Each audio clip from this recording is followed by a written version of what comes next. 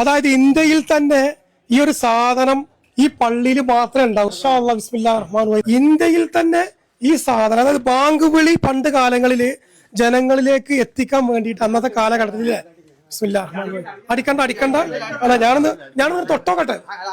ബിസ്മില്ലാഹിർ റഹ്മാനിർ റഹീം. അതായത് പണ്ട് കാലങ്ങളില് ബാങ്ക് അല്ലെ ജനങ്ങളിലേക്ക്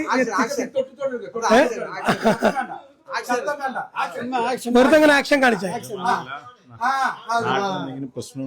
ഇത്. അതെ.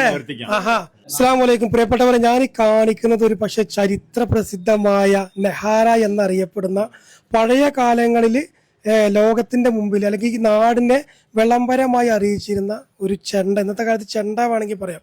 ഏകദേശം എത്ര വർഷം പഴക്കമുണ്ടാവും?